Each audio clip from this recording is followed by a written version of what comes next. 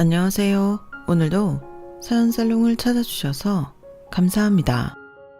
저는 불혹을 앞두고 있는 30대 후반 여성입니다. 이 자리를 빌어 여러분들에게 여쭤보고 싶은 게 있어요. 인생의 선배인 여러분, 여러분들의 불혹은 어떠셨나요? 두려우셨나요? 아니면 생각보다 괜찮으셨나요? 어떤 분들은 인생은 마음부터라는 말을 하더라고요. 하지만 저에겐 뜬구름 잡는 이야기였어요. 더군다나 저는 39, 지독한 9수에 걸려요. 15년 함께한 남편과 이혼했거든요. 이혼 서류에 도장을 찍기까지 1년의 시간이 걸렸고 저희 부부는 그동안 죽어라 다퉜어요. 전쟁 수준이었죠. 그러니 불혹엔 얼마나 무서운 일이 벌어질지 저는 감히 상상도 못하겠더라고요. 그런데 저희 불혹은 예상하지 못했던 국면을 마주해요. 그 국면은 감히 무지갯빛이라고 말해도 될 정도로 화사하고 아름다웠죠. 그제야 제가 숨을 쉬겠더라고요. 그리고 저희 무지개는 남편에게 비수가 되어 꽂혔고 저는 의도하지 않았지만 남편에게 복수도 하게 되었어요. 그럼 지금부터 그 이야기를 해드릴게요. 어릴 때부터 영특했던 저는 모두의 기대를 한 몸에 받고 서울 어느 대학교의 법학과에 입학해요. 동네에서 똑똑하다고 유명했던 제가 법학과에 간 것은 어릴 때부터 변호사가 꿈이었기 때문이에요. 저는 어릴 때 딱 한 번 변호사를 만난 적이 있어요. 초등학생 때였는데요. 저희 삼촌이 숙모와 이혼을 하려고 소송까지 갔어요. 그때 저는 법정에 있었어요. 아빠 나름 그런 것도 교육이라고 생각해서 그랬던 것 같아요. 아빠는 저에게 소송의 전말을 대충 이야기해줬어요. 대충 이런 내용이었어요.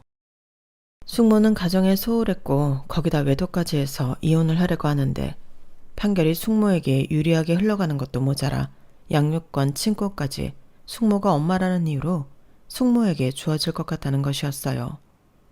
어린 저는 그 이야기를 아버지에게 듣고 부당하다고 생각했어요. 어린 저도 숙모가 가정에 소홀하다는 것을 알았거든요. 숙모는 저보다 2살이나 어린 사촌동생을 돌보지 않았어요. 오히려 방치했죠. 기저귀를 찰 때는 기저귀를 하도 갈아주지 않아서 사촌동생 피부에 뭐가 심하게 나기도 했어요. 그리고 저는 그 말도 들었거든요. 숙모가 제가 온 줄도 모르고 친구와 통화를 하던 중이었어요. 양육권이든 친권이든 나한테 오면 나는 얘 고아원에 팔 거야. 귀찮게 어떻게 데리고 살아? 저는 아빠에게 설명을 듣고 그 말을 번뜩 떠올렸어요. 그래서 아빠에게 그 사실을 말했죠. 아빠, 정훈이가 숙모한테 가게 되면 정훈이 고아원에 갈지도 몰라요. 아빠는 그게 무슨 말이냐고 자세히 말해보라고 했어요. 제 이야기를 들은 아빠는 씩씩거리며 법정에서 소란을 일으켰어요. 숙모를 향해 손가락질하며 소리를 질렀죠. 저런 악마 같은 여자한테 조카를 맡길 수 없습니다. 결국 판사는 휴정을 선언했고 그 사이 아빠가 변호사에게 모든 걸 이야기했어요. 그리고 저는 증인으로 신청되어 증언을 했고 숙모로부터 사촌 동생을 지킬 수 있었어요. 그리고 그 이후로 저의 꿈은 변호사가 되었죠. 변호사가 되겠다고 노래를 불렀어요. 저는 처음 본 변호사의 눈빛, 표정, 말투를 잊을 수가 없었어요. 저는 그 변호사처럼 멋지고 든든한 변호사가 되고 싶었어요. 그렇게 말하니 공부를 잘해야 한다더라고요. 그래서 가뜩이나 영특한데 노력까지 해서 우수한 성적을 냈어요. 사람들은 어렸을 때 꿈이 시도 때도 없이 변한다던데 저는 변함없이 변호사를 꿈꾸며 법학과에 진학했어요. 법학과에 진학해 저는 늘 사점대를 유지하며 공부도 잘했을 뿐 아니라 환경보호 동아리 인권위원회에서 활동하기도 했어요. 변호사가 되기 위한 밑거름을 마련했죠. 그런데 발목을 잡혔어요. 연애를 하게 되었거든요. 왜 사랑은 눈을 멀게 한다잖아요. 상대는 2년 선배인 복학생이었어요. 다들 복학생을 조심하라고 했는데 제가 실수했죠. 그 복학생 선배를 저는 한 과목에서 만났어요. 그 과목에서 팀 과제를 했거든요. 거기에 복학생이 조장이었어요. 복학생은 조장이기 때문에 조원들의 번호를 수집했어요. 저도 당연히 번호를 줬죠. 그리고 과제를 수행하면서 연락을 주고받았어요. 거기까지는 이상하지 않았어요. 딱 과제에 필요한 메시지만 주고받았거든요. 그리고 그때만 해도 참 성실하고 책임감 있는 사람이라고 생각했어요. 불성실한 조언에게 쓴소리하는 것도 몇 번 봤고요. 사실 복학생을 팀 과제를 하면서 처음 본 건 아니었어요. 복학생은 저희과 학생회의를 했거든요. 그리고 들어보니 1학년 때는 1학년 대표이기도 했대요. 그래서인지 복학생은 쉬는 시간에도 남학생 여학생 할 것 없이 몰려다녔어요. 그러면서 어디를 가자 저기를 가자 이런 이야기를 하더라고요. 그래서 처음엔 복학생을 보고 참 놀기 좋아하는 스타일이구나 했어요. 조금 불량한 느낌도 있었고요. 그런데 의외로 팀 과제를 할 때 보니 성실하고 책임감이 있더라고요. 사람이 그렇잖아요. 나쁘게 판단한 사람이 의외로 좋은 사람이면 더 플러스 점수를 주잖아요. 그래서 제가 그 과목이 끝나고 밥이나 한번 먹자는 복학생의 말에 응했나 봐요. 그리고 한번 식사를 하고 나니 복학생은 늘 정문에 있는 버스 정류장에서 저를 기다리고 학교 식당에서 같이 점심을 먹자고 했어요. 그리고 커피도 사주고 끝나고 어디 가냐고 묻고 도서관에서 공부를 한다니까 같이 하자고 했어요. 그리고 공부가 끝나면 정류장까지 데려다 줬죠. 복학생은 학교 근처 원룸에 살았어요. 버스를 타서 창밖을 보니까 그쪽으로 걸어 들어가더라고요. 그리고 대학 동기에게도 들었고요. 언제부터인가 학부생들 사이에서 저와 복학생 이야기가 뜨거운 감자였거든요. 더 민석 선배랑 뭐야? 그 표정은? 내가 물어보는 게 이상해? 이상한 건 너희 둘이지. 하루 종일 붙어 다니고. 보니까 선배는 아예 대놓고 너랑 수업 맞췄던데? 아니, 언제부터 그런 사이가 된 거야? 기집애. 나한테 아무런 말도 없이. 이런 식이면 나 서운하다? 뭐가 서운해. 별 사이 아니야. 그리고 2학년 수업이 다 거기서 거기지 뭘 맞춰. 그냥 우연히 그렇게 됐을 뿐이야. 나 다 봤거든. 점심도 같이 먹고 도서관도 같이 다니고 정류장까지 데려다 준다며. 그걸 나만 아는 줄 알아? 우리 학부생들 다 알아. 언제부터 사귄 건데? 안 사귄다니까. 그냥 오해하는 거야. 둘 다 사귀는 건 아닌데 그렇게 한다는 거지? 세상이 말세다. 그럼 좋아하는 것도 아니야? 그럼 이상하지. 좋아하는 것도 아닌데 점심은 혼자 먹는 게 편해서 우리랑도 가끔 먹는 네가 매일 선배랑 먹는다고? 그리고 선배 담배도 끊었대. 선배 원래 담배 피워? 와, 너 만날 때 한 번도 안 폈나 보네? 아니, 전에 선배가 나한테 네가 싫어하는 게 뭐냐고 묻는 거야. 그래서 내가 담배라고 그랬거든. 그 이후로 안 피우던데? 몰랐는데. 야, 이 정도 사랑이면 받아줘라. 그리고 이 친구뿐만이 아니라 다른 선배, 동기, 후배들도 저보고 이쯤 되면 받아주라고 난리도 아니었어요. 저는 아니라고 오해라고 하면서 답답해했어요. 솔직히 고백도 안 받았는데 뭘 받아주고 자시고예요. 고백도 안 받았는데 뭘 받아줘요. 고백도 안 했어? 저기 민성이 간다. 야, 민석아. 너 시연이한테 고백도 안 했다며? 빨리 해. 받아준대. 그러자 복학생이 토끼 눈을 하고 저를 쳐다보더라고요. 그래서 주랭랑을 쳤어요. 그리고 늘 그렇듯 도서관 앞에서 복학생이 저를 기다렸어요. 저는 피하려고 도망치려고 했는데 잡혔죠. 그리고 복학생이 고백하더라고요. 저는 복학생을 좋아하진 않았지만, 아니 그런 마음 자체를 잘 몰랐지만 담배를 끊을 만큼 저를 좋아한다니까 고개를 끄덕였어요. 그렇게 저희는 법학과 공식 캠퍼스 커플이 되었죠. 저희는 졸업할 때까지 만났어요. 그러면 졸업을 하고 헤어졌냐고요? 아니요. 저희는 대학 선배, 동기 후배를 놀라 뒤로 자빠지게 했어요. 왜냐하면 2월에 졸업을 하자마자 저희 커플이 결혼을 했거든요. 사실 이 이야기는 조금 난처하고 부끄러운 이야기예요. 아는 사람들만 아는 이야기이기도 하고요. 제가 졸업시험을 치고 몸이 안 좋았는데 생리도 하지 않았어요. 그래서 혹시 몰라서 확인해보니 임신을 했더라고요. 그 사실을 남편에게 알렸어요. 남편의 원룸에서요. 남편은 한참이나 말이 없더니 책임지자고 말했어요. 책임지자. 어쨌든 우리가 저지른 일이니까 책임져야지. 나는 그럴 수 있어. 그런데 너는 어때? 너는 낳고 싶어? 제가 아무 말도 하지 못하자 남편은 저를 안고 안심시켰어요. 그리고 남편은 먼저 제 친정을 찾아갔고 그 뒤에 시댁을 찾아갔어요. 친정에 갈 땐 같이 갔고 시댁에 갈 땐 남편 혼자 갔어요. 저희 친정은 난리가 났어요. 변호사가 되겠다는 원대한 꿈을 키우던 딸이 임신을 해서 결혼을 한다고 하니 안 그러겠어요?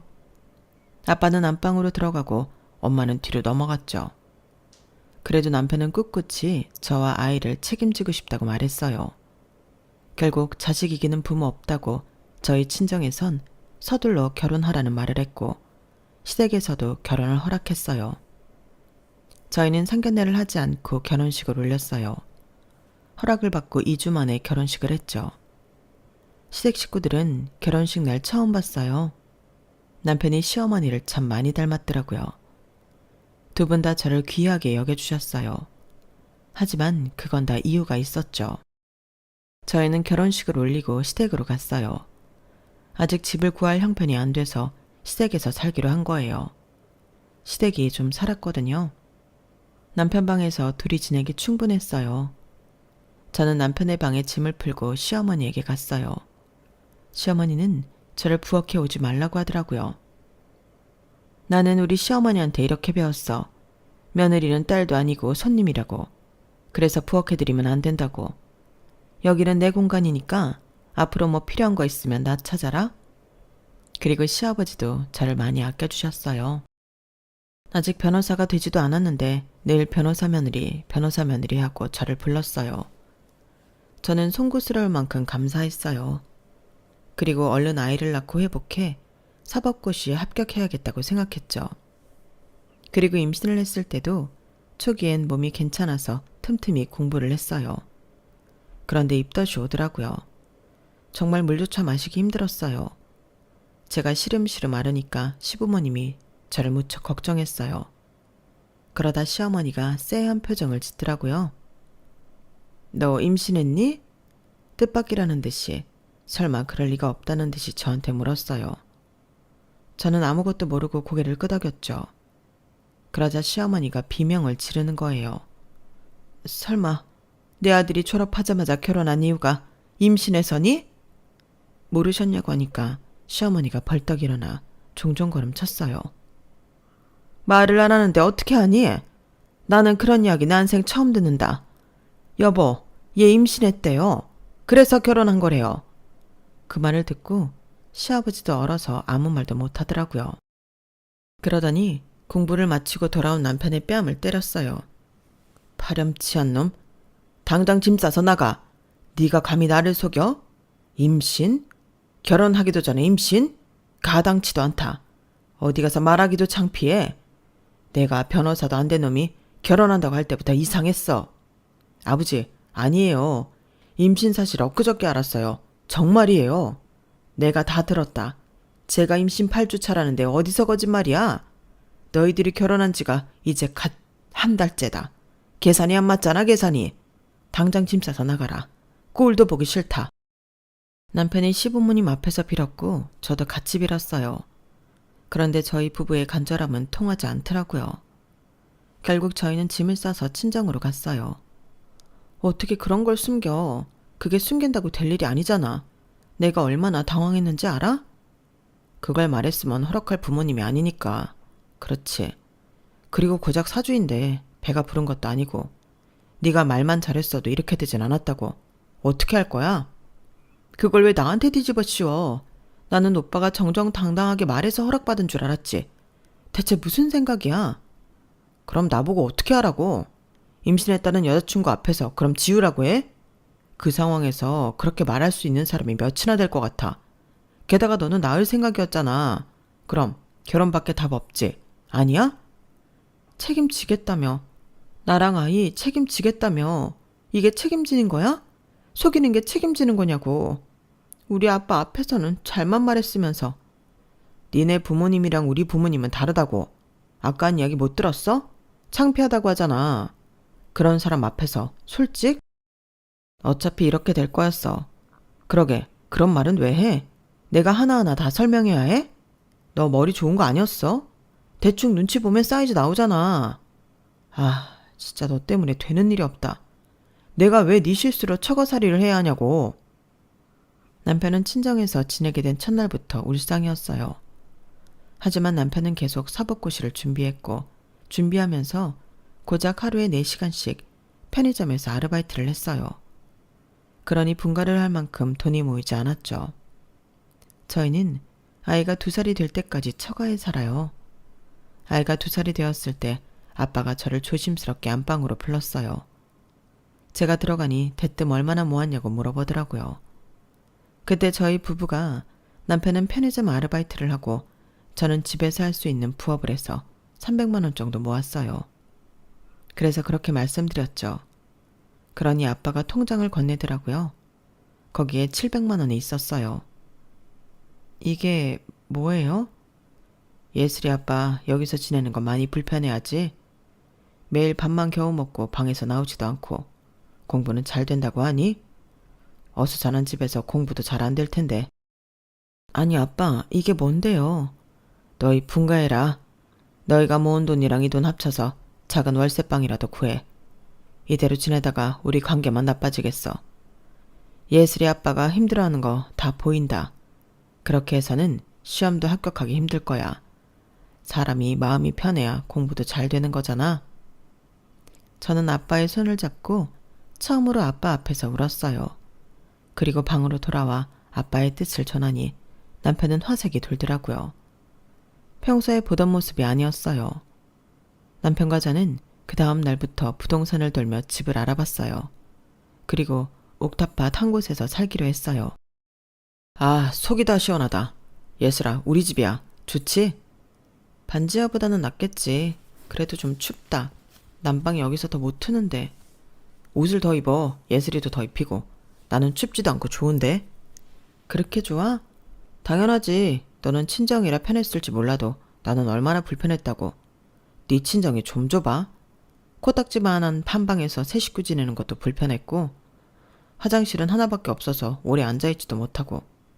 아, 이제 살만 난다. 이러다 올해 사법고시도 합격하겠어. 그랬으면 좋겠네. 자기가 편하면 됐지. 나도 시댁살이 해봐서 알아. 많이 불편했지. 이제 편하게 공부해. 고작 한 달 시댁살이 한 거랑 2년 처가살이 한 거랑 비교하면 안 되지. 그나저나 장인어른이 얼마나 챙겨줬어? 700만 원. 왜? 에이, 고작 700만 원? 장인어른 은행원이라고 안 했어? 차장이라며. 차장이면 꽤 버는 거 아니야? 그런데 700이면 짜다. 딸내미 내쫓는데 그 돈이면 짜지. 내쫓다니. 자기 편하게 지내라고 보태주신 건데 자기들도 불편하니까 돈 쥐어주고 내쫓은 거지. 자기들도 좀 불편했겠어? 너무 은혜롭게만 생각하지 마. 사람들은 이기적이야. 어떻게 해서든 자기 이익을 생각하게 되어 있어. 너도 알잖아. 남편은 그렇게 말하며 공부를 할 거니 부르지 말라고 하나밖에 없는 방으로 들어갔어요. 저는 그때부터 다양한 회사의 법무팀에 입사 지원을 시작했죠. 다행스럽게도 한 회사에서 저를 합격시켜줬어요. 그렇게 첫 출근을 하게 되었죠. 그런데 관문이 있었어요. 아이 때문에요. 저는 처음에 아이를 놓고 가려고 했어요. 집에 남편이 있으니까 그땐 아르바이트도 하지 않고 집에서 공부만 했거든요. 그래서 아이를 좀 맡기려는데 공부를 하는데 아이를 어떻게 보냐며 친정에 맡기라는 거예요. 그래서 저는 정말 미안하지만 아이를 엄마에게 맡기고 출근했어요. 그리고 2번째 관문이 있었어요. 아이가 제가 출근을 할 때마다 울었어요. 매달렸어요. 정말 그런 아이를 떼어놓고 출근하려니 마음이 정말 안 좋더라고요. 그래도 별 수 있나요? 제가 가장인데요. 저는 마음을 강하게 먹었어요. 제가 한 회사의 법무팀에서 일을 하는 동안 남편은 계속 변호사 준비를 했어요. 처음에 저는 말리지 않았어요. 남편의 꿈을 응원해주고 싶었고 어쨌든 저도 꿈이 변호사였기 때문에 남편이라도 되기를 바랐어요. 하지만 남편은 3번째 시험도 4번째 시험도 떨어졌어요. 5번째 시험도 떨어졌죠. 그러는데 솔직히 옆에서 보니까 지치더라고요. 왜냐하면 남편은 정말 공부만 했거든요. 아이를 돌보지도 않았고요. 퇴근하고 집에 돌아가면 집은 엉망이었어요. 그리고 주변에서도 말이 많았어요. 저는 대학 동기들하고 아직도 연락을 하고 있는데 그 친구들을 가끔 만날 때가 있어요.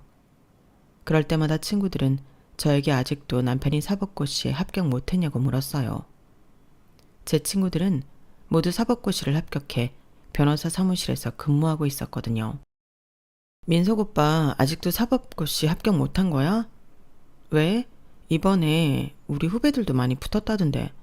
그럼 집에서 뭐 하는데? 공부하지 뭐래. 지금도 집에서 열심히 공부하고 있어. 나는 방에 안 데리고 나온 거고. 참, 네가 고생이다. 너는 임신해서 사법고시 한 번도 못 봤는데 니네 남편은 무슨 복으로 몇 번이고 사법시험을 보내? 올해는 꼭 붙어야 할 건데, 그치?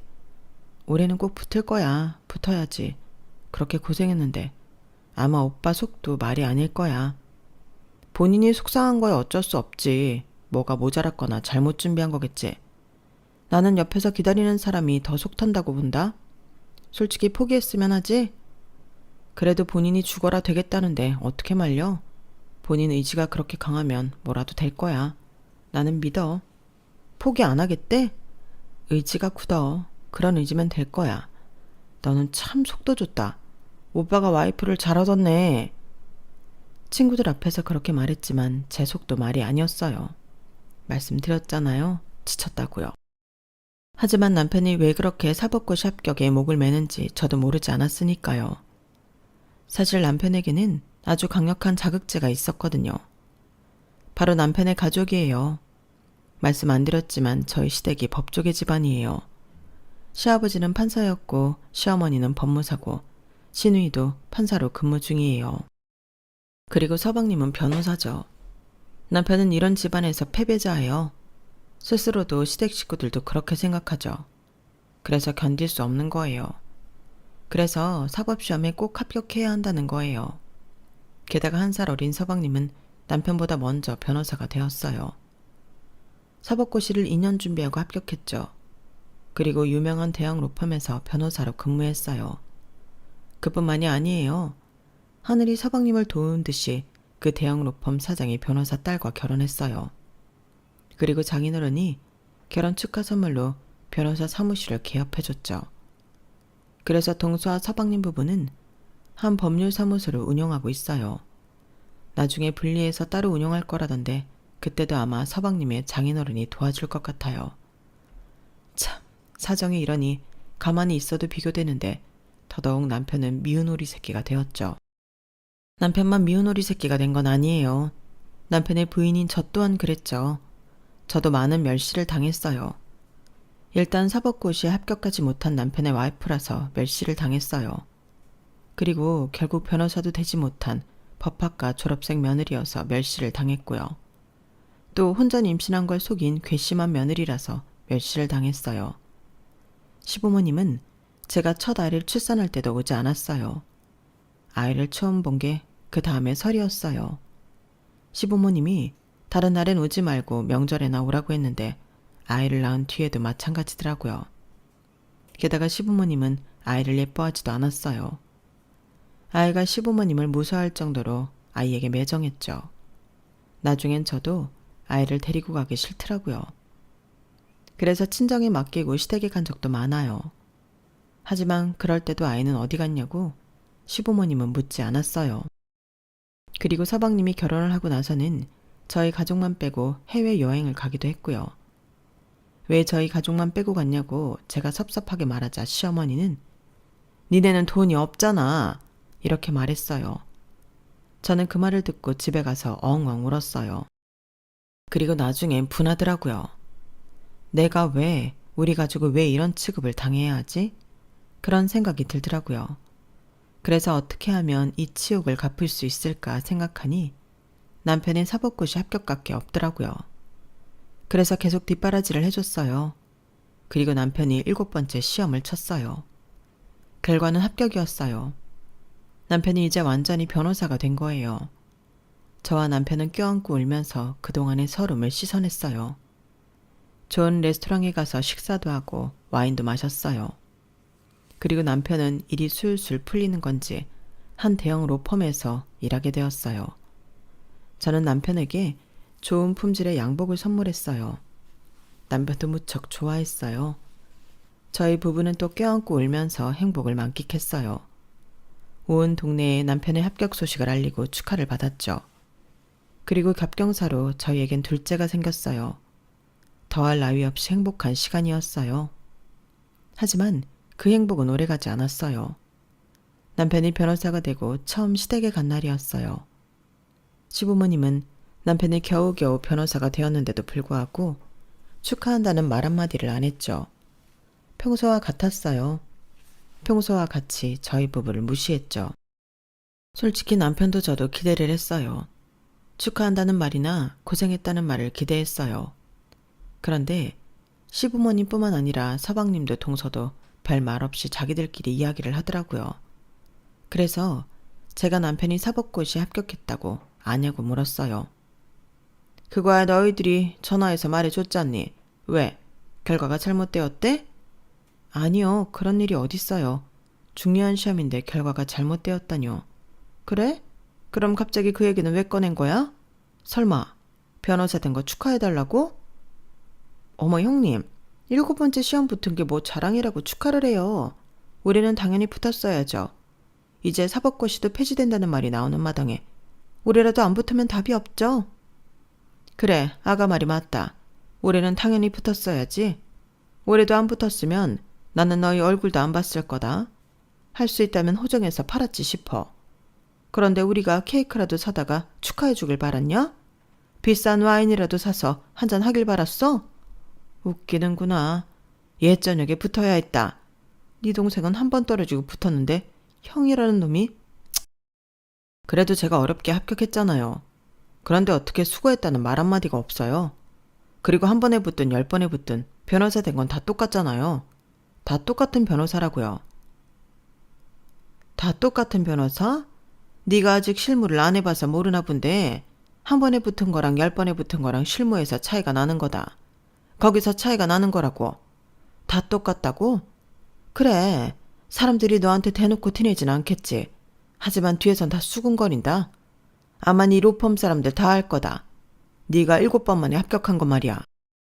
그럼 제가 보여드릴게요. 한 번에 붙든 10번에 붙든 능력은 다 똑같다는 거. 다 똑같은 변호사라는 거 보여드릴게요. 제가 동생보다 훨씬 빨리 성과 낼 거고 돈도 많이 벌 겁니다. 장담해요. 동생이 2년 만에 변호사 사무실 개업했죠? 저는 그것보다 빨리 개업할 거예요. 뭐? 네가 무슨 수로? 네가 우리 민철이처럼 똑똑하기라니 집안 빵빵한 와이프를 가졌니? 우리 미란이 봐라. 자기가 변호사인 것도 모자라 사돈어른 변호사 로펌 사장에 이사에 사위한테 결혼 축하 선물로 사무실 개업시켜주고 새 아파트에 외제차까지. 네가 이럴 수 있다고? 네가 이렇게 될 수 있다고? 내가 웃음이 나온다. 그래, 사람이 꿈을 크게 가져야지. 그런데 네 쥐뿔도 없는 와이프 덕에 너는 민철이만큼 성공 못해. 너는 분가에서 고작 옥탑방 구했잖아. 나는 돈을 줘도 거기서 안 산다. 비위도 좋지 둘 다. 어머니랑 아버지는 그런 말 하실 자격 없어요. 임신한 며느리 내쫓고 나중엔 우리 예슬이 얼굴 쳐다보지도 않았죠. 어디 한번 우리 강아지라고 불러준 적 있어요? 그런데 저희 장모님은 예슬이 키워주기까지 했어요. 그리고 옥탑방이요? 그때 어머니 아버지는 뭐 하셨는데요? 저희한테 10원 한 장 보태주시기나 했어요? 그렇지도 않았으면서 어떻게 그런 말을 해요? 저는 남편이 그렇게 말해줘서 정말 고마웠어요. 그렇게 생각하는 줄 몰랐거든요. 저는 남편이 저희 아빠가 은행원 시계나 되면서 700만 원밖에 주지 않았냐고 말했던 것을 오랫동안 기억했는데 그때 그 상처가 식혔어요. 하지만 시부모님은 남편의 반박에 꿈쩍도 안 했어요. 그래, 그렇게 고마운 사돈이 네 할머니 돌아가셨을 때 부조금을 10만 원 하니? 우리 미란이 부모님은 얼마 있는 줄 알아? 무려 500만 원을 했어. 게다가 네 장인 장모는 와서 밥까지 축내고 갔지. 내가 어처구니가 없어서. 어떻게 말을 그렇게 해요? 오신 것만으로도 감사한 일이죠. 누가 오라고 했니? 그런 자리엔 돈만 보내고 안 오는 게 나아. 말이 나와서 하는 말인데 나는 민석이 네가 장인 될 사람이 은행에서 좋은 자리를 맡고 있다고 해서 덜컥 믿었다. 그런데 만년 차장이잖니? 지점장 정도는 되어야 우리랑 수준이 맞지 않겠어? 야, 니네 아빠 언제 승진한다니? 저는 입을 다물 수밖에 없었어요. 저희 아빠가 만년 차장인 건 사실이니까요. 저는 아빠가 승진 문제 때문에 오랫동안 스트레스가 크다는 것을 알면서도 그 순간 아빠를 원망했어요. 그리고 제 자신이 너무 초라하게 느껴졌죠. 법학과를 다니던 시절 저는 정말 변호사가 되고 싶었어요. 변호사가 되어 어려운 사람들에게 도움이 되고 싶었죠. 하지만 예기치 못한 순간에 아이가 생기고 엄마가 되었잖아요. 그리고 엄마가 된 저는 변호사가 되기 위한 시험을 단 한 번도 치르지 못했고요. 하지만 그럼에도 저는 불행하지 않았어요. 아내의 삶이, 엄마의 삶이 행복했어요. 변호사의 꿈이 좌절된 게 아니라 제게 새로운 삶이 찾아온 거라고 그렇게 생각했어요. 그런데 그 순간 그런 저의 울타리가 와르르 무너졌어요. 생각이 쓰나미가 마을을 뒤엎듯이 엉망이 되었죠. 저는 제가 부끄러웠어요. 변호사가 되지 못한 것도, 누군가의 아내가 된 것도, 누군가의 엄마가 된 것도, 만년 차장의 딸인 것도 부끄러웠어요. 그래서 아무 말도 못하고 시댁에서 나왔어요. 친정에 가서 아이들을 데리고 집으로 가는 길에 저희 부부는 한마디도 대화를 하지 않았죠. 저희 부부는 그날 일을 없었던 일처럼 생각 저편에 치워둔 듯이 그때 일을 언급조차 하지 않았어요. 하지만 상처로 남았죠. 제 마음뿐 아니라 남편의 마음까지 콕콕 찔렀어요. 그때 당시를 생각하면 아이들 때문에 겨우 살았던 것 같아요. 솔직히 출근도 하기 싫고 출근해서는 일을 하기 싫었어요. 하지만 제가 일하지 않으면 우리 애들이 굶는다는 생각으로 버텼어요. 그런데 남편은 아니었던 걸까요? 남편이 몇 달 뒤에 로펌에서 잘렸어요. 그날 아이가 아파서 반차를 내고 병원에 들렀다가 집으로 돌아가니 남편이 옥탑방 평상에 앉아있더라고요. 그런데 옆에 박스가 하나 있었어요. 뭐해 여기서? 아, 나 잘렸어. 그 말을 듣는데 정말 정신이 나갈 것 같더라고요. 왜? 무슨 이유로? 그런 것도 묻지 않았어요. 그냥 아픈 아이를 데리고 집으로 들어갔어요. 그러니 한참 있다가 남편이 들어왔어요. 걱정하지 마. 시원이 형 사무실에 갈 거야. 불행 중 다행이라는 말이 그 순간 절로 떠오르면서 안심은 했지만 안심하고 보니 이 사태를 시댁이 알면 어떤 빈정거림이 기다리고 있을지 상상도 하기 싫었어요. 그래서 남편과 합의해 이야기하지 않기로 했죠. 그런데 변호사들끼리 그런 정보를 나누기도 하나 봐요. 시어머니가 전화가 왔어요. 제 남편이 잘렸다는 걸 알고 있더라고요. 너희는 어쩌려고 그러니? 너는 안 잘렸니? 과장이라고 했나? 빨리 승진해야지. 안 그러면 그 수준에 먹고 살겠니? 너 애들하고는 어떻게 보내려고 그래? 걔는 그 정도로 폼에서도 못 버티는데 어떻게 변호사를 하겠다는 건지. 봐, 내가 그랬지? 한 번에 붙은 놈이랑 몇 번에 붙은 놈은 다르다고. 뭐 걔도 걔지만 걔가 저렇게 된 데는 네 책임도 없진 않지. 네가 옆에서 내조만 잘했어도 걔가 저렇게 되진 않았을 텐데. 어머니, 제가 여기서 그 이상 어떤 내조를 해요. 저 애들 아빠 사법고시 준비하던 7년 동안 가장 노릇했어요. 물론 지금도 저 이 집에서 가장이고요. 그런데 제가 여기서 무슨 노력을 어떻게 더 해야 하는데요? 현명한 아내는 남편을 잘 구슬리고 또 보듬어야 하는 거야. 네가 옆에서 잘 타이르고 보듬었으면 걔가 저 지경까지는 안 됐지. 너도 알잖아. 걔 머리 없는 애 아니야. 우리 민철이만큼은 아니지만 영특한 애라고. 그런데 잘려? 나 그 이야기 듣고 얼마나 쪽팔리든지 어디 가서 우리 집 아들이라고 하지도 말라고 해라. 저희도 굳이 어머님 아버님 아들이라고 며느리라고 하고 싶지 않아요. 가족이 뭐 이래요? 가족이야말로 서로 보듬어야 하는 거 아니에요? 저는 그렇게 말하고 전화를 끊었어요. 그리고 화장실에 가서 엉엉 울었어요. 퇴근하고 돌아온 남편이 제 얼굴을 보고도 별 말을 안 하더라고요. 아무래도 시어머니가 따로 남편에게 연락을 한 모양이에요. 저희는 그 이후로 남편의 변호사 사무실을 개업할 때까지 시댁과 연을 끊었어요. 그래서 저희 부부 관계가 회복되었냐고요? 아니요. 저는 저희 부부 문제가 시댁 때문인 줄 알았는데 아니었어요. 남편이 저를 원망하기 시작했거든요. 남편이 선배의 사무실에서 근무하게 되었다고 말씀드렸죠? 거기서 온갖 잡일을 했어요. 선배의 커피를 타오는 것부터 양복을 찾아오는 일까지 했죠. 물론 변호사로서의 일을 하지 않은 건 아니지만 남편은 잡일 때문에 스트레스를 많이 받았어요. 그리고 자신이 그렇게 된 것을 제 탓으로 돌렸죠. 네가 내조를 안 하니까 내가 이렇게 사는 거 아니야. 네가 매번 나를 무시하잖아. 아니야? 솔직히 너 나 사법고시 포기했으면 했잖아. 공장이라도 들어가서 돈이나 벌어왔으면 했잖아. 내가 언제 그랬어. 말 지어내지 마. 한심하게 봤잖아. 네가 날 한심하게 보는데 다른 사람들이 안 그러겠어? 다들 날 무시하는 건 다 너 때문이야. 그게 왜 나 때문인데. 나 한 번도 오빠 한심하게 본 적 없어. 다 나를 한심하게 봐. 다 나를 한심하게 본다고. 애초에 너랑 결혼한 것부터 잘못이었어. 너처럼 보잘것없는 애랑 결혼하는 게 아니었다고.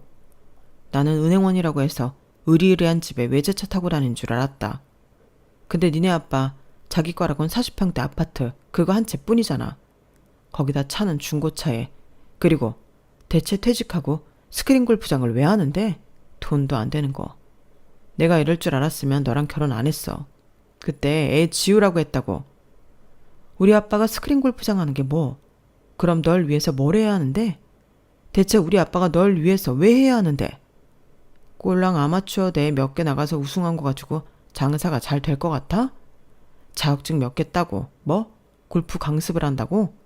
세상이 그렇게 쉬워 보여? 그게 됐음 너도 나도 강습하게. 웃기지 마. 곧 망해. 네 아빠 잘 봐라. 남편은 아빠가 시작한 골프 사업도 무시했어요.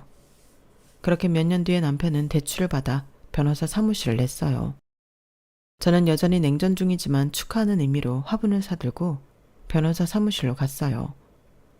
남편이 별 감흥 없는 표정으로 화분을 보더니 아무데나 놓으라고 하더군요.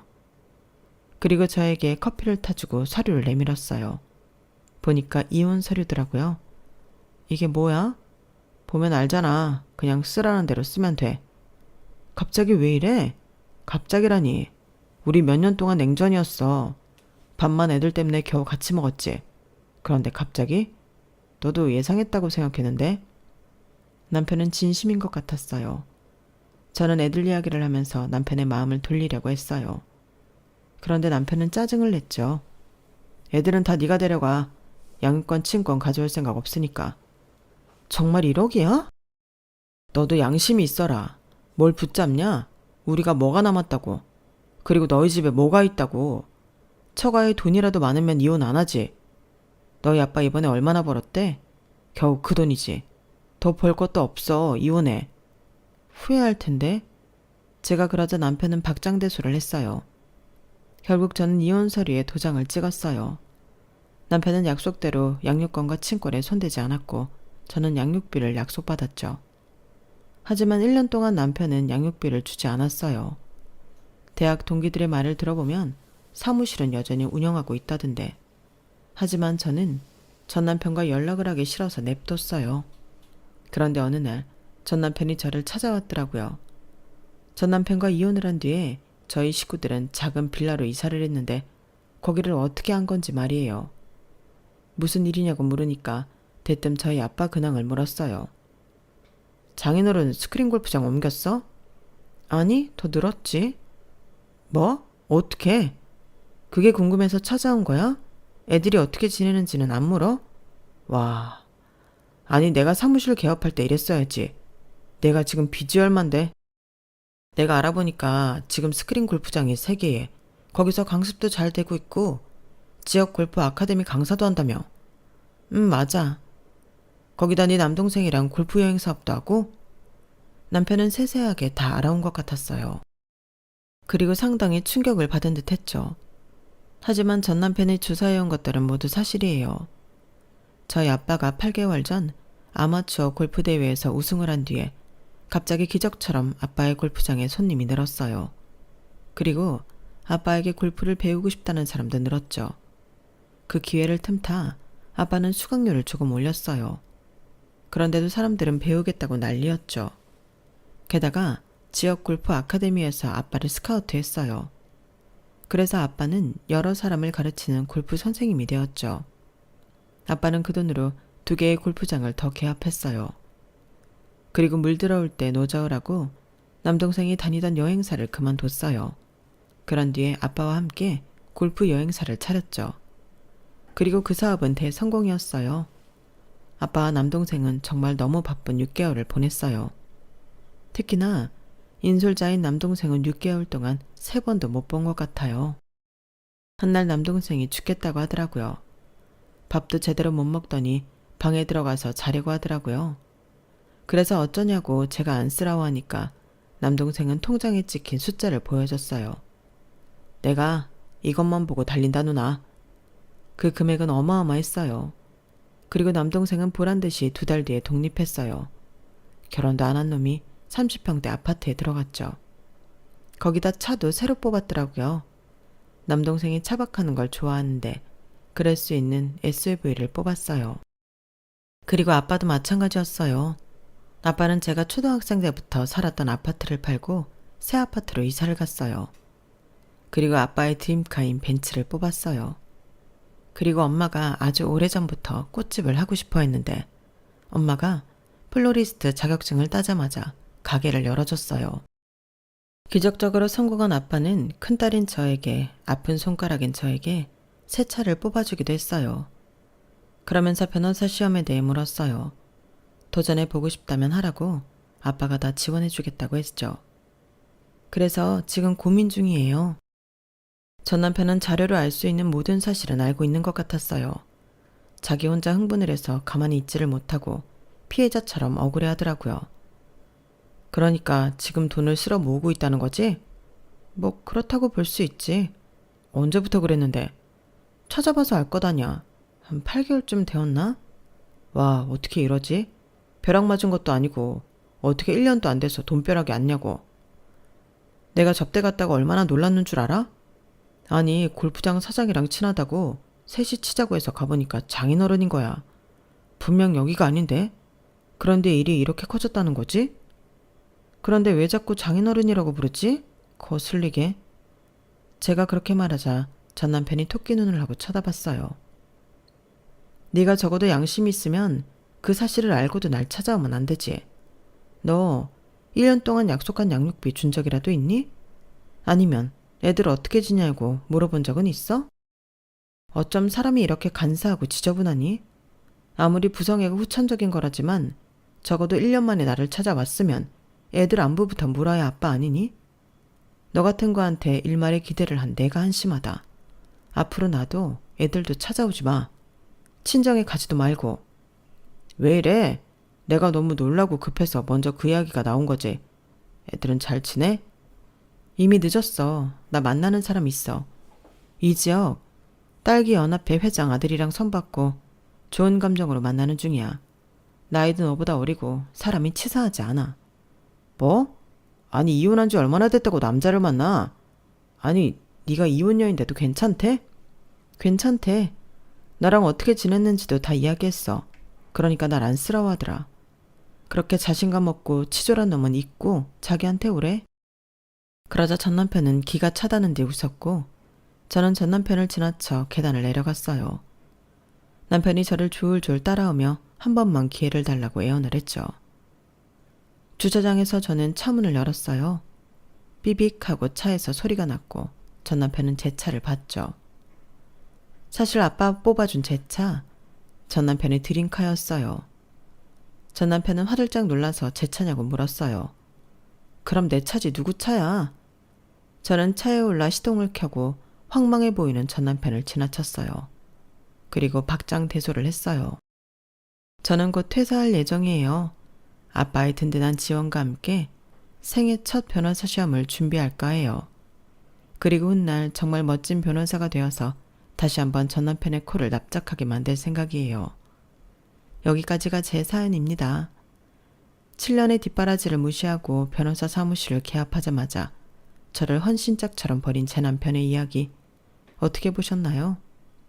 나름 시원한 복수를 한 것 같은데 여러분도 그렇게 생각하시나요? 여러분들은 사람의 마음을 함부로 하는 나쁜 자들을 만나지 않기를 바랍니다. 제 이야기 들어주셔서 감사합니다. 오늘도 행복하세요. 여러분, 사연 댓글에 응원과 현명한 조언 부탁드려요. 좋아요와 구독은 저에게 큰 힘이 됩니다. 오늘도 좋은 일 가득하세요.